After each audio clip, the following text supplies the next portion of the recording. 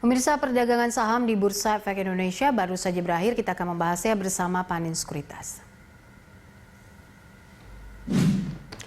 Ya, untuk membahas bagaimana pergerakan IHSG hari ini serta prospeknya di akhir pekan, kita sudah terhubung bersama Randy Wijaya, Equity Analyst Panin Sekuritas. Mas Randy, terima kasih sudah bergabung bersama kami. Kita lihat IHSG hari ini menghijau, sementara BPS mengumumkan deflasi 3 bulan berturut-turut. Ini apa saja sentimen yang mempengaruhi IHSG tetap menghijau hari ini?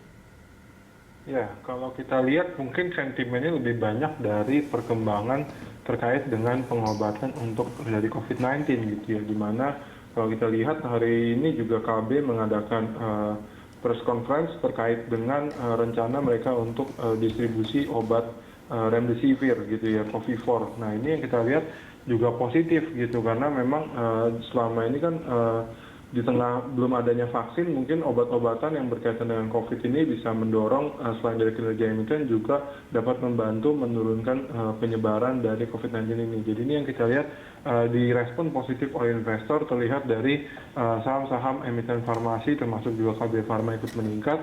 Terus selain itu juga kita lihat sentimen positif dari komoditi, terutama dari CPO gitu, dimana kalau kita lihat sudah terkonfirmasi akan adanya potensi terjadi La Nina gitu, di mana ini akan sangat mempengaruhi panen dari tanaman CPO itu sendiri ke depannya gitu. Karena kalau kita lihat memang belakangan ini akibat dari faktor cuaca juga bahwa pertumbuhan dari produksi CPO juga sudah mulai turun terus, sehingga ini menyebabkan suplainya agak sedikit melemah pertumbuhannya, dan ini mensupport kenaikan harga CPO belakangan ini. Dan dengan konfirmasi adanya La Nina, kita melihat nantinya di tahun 2021 ke depan ini kenaikan harga CPO-nya juga masih bisa akan berlanjut dan akan positif untuk emiten-emiten CPO yang ada di IHSG juga, seperti itu. Ya, kita lihat infrastruktur ini paling kontributif. Kira-kira ini emiten apa yang paling dipantau investor saat ini, Mas Randy? Ya, kalau mungkin dari infrastruktur mungkin kita melihat dari telekomunikasi seperti ini. Kalau kita lihat dari kayak hari ini Excel dan juga Telkom menguat cukup signifikan gitu, dari sekitar 7-8% kenaikannya harga saham dalam hari ini. Karena kita lihat memang ekspektasi di kuartal 3 dan kuartal 4 ini, di kuartal 4 khususnya, di mana perang tarif ini mulai sedikit mereda gitu. Jadi memang concernnya belakangan ini adalah perang tarif kembali terjadi seiring dengan peningkatan dari volume data, itu membebani kinerja dari emiten telekomunikasi. Nah nantinya di kuartal 4 kelihatannya emiten-emiten telekomunikasi ini sudah mulai melonggarkan persaingannya gitu. Jadi kemungkinan tarif akan meningkat dan akan berdampak positif terhadap EBITDA margin di fourth quarter 2020 nanti, seperti itu. Oke, lalu kalau kita lihat kan ini ada tambahan begitu ya dari Himbara terhadap beberapa bank-bank di Indonesia, khususnya bank BUMN. Ini analisa Anda terhadap tambahan Himbara terhadap emiten bank ini seperti apa?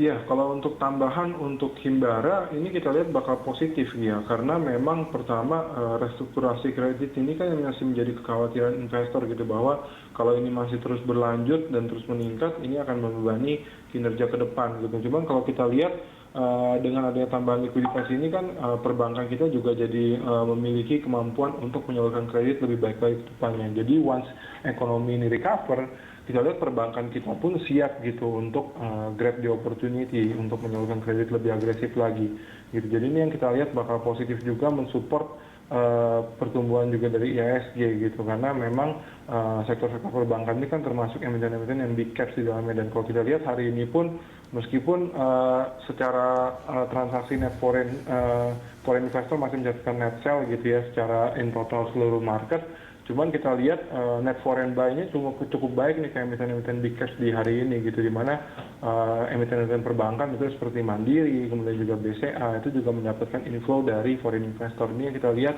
respon positif dari investor baik domestik maupun luar negeri. Baik, kalau kita lihat soal tadi kita bicara soal perbankan, ini bagaimana harapan investor terhadap pertumbuhan kredit di tanah air saat ini?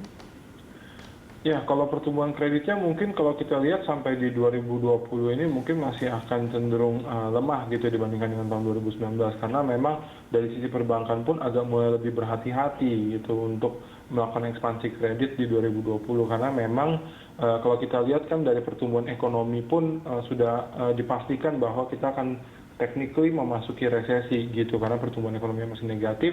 Terus kita lihat juga inflasi di sini masih rendah, berarti konsumen ini masih belum benar-benar optimis untuk melakukan konsumsinya gitu. Jadi kita lihat pertumbuhan ekonominya juga belum akan terlalu signifikan recovery-nya, sehingga perbankan pun untuk di 2020 mungkin akan cenderung lebih konservatif dalam ekspansi kredit. Namun nantinya di 2021 dengan adanya vaksin dan lain sebagainya, kita lihat ekonomi potensially akan kembali normal mungkin ke level 2019 gitu ya, mendekati level 2019. Ini yang kita lihat penyaluran kreditnya akan bisa lebih agresif nanti di tahun mendatang. Oke, untuk sektor farmasi seperti apa? Apakah masih bisa menjadi satu pegangan juga selama 2020 hingga akhir ini? Iya, kalau untuk sektor farmasi kita lihat masih menarik gitu ya, karena memang saat ini pun terlihat bahwa ada diversifikasi produk-produk baru gitu yang masuk ke dalam jajaran produk dari emiten-emiten farmasi kita. Seperti contohnya tadi hari ini Kalbe Farma dengan Covifor, terus juga nantinya Kimia Farma dengan Avigan yang akan diproduksi lokal. Jadi kita lihat akan menjadi diversifikasi produk yang baik gitu, karena kalau kita melihat sepanjang tahun 2020 memang pendapatan dari segmen obat resep itu cenderung turun karena kan memang kunjungan orang ke rumah sakit juga cenderung lemah gitu. Banyak masyarakat yang mengurangi kunjungannya ke rumah sakit di tahun 2020 ini, sehingga demand-nya agak sedikit melemah. Nah, dengan adanya diversifikasi produk-produk ini, kita lihat ini akan berdampak positif terhadap segmen obat-obatan resep gitu, paling nggak meminimalisir penurunan dari pendapatan di segmen tersebut.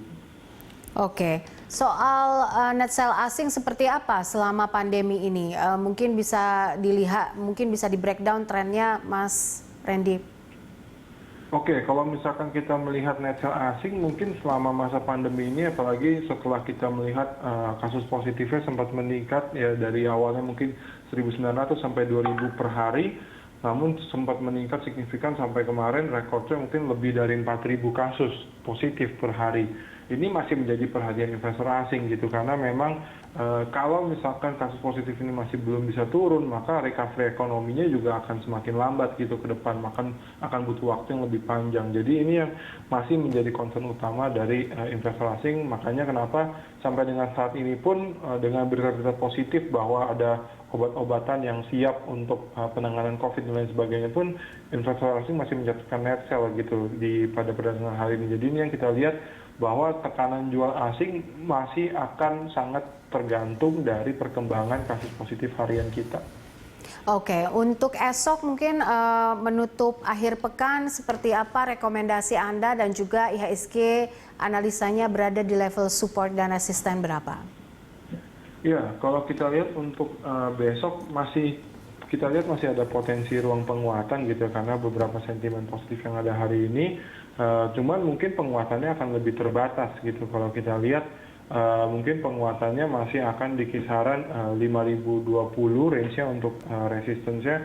Kemudian ada di level support di kisaran 4.920 gitu. Jadi memang kita lihat besok ini sentimen positif yang ada hari ini mungkin masih bisa jadi katalis untuk mendorong perdagangan IHSG di esok hari. Baik, terima kasih Mas Randy untuk analisanya dan juga informasinya.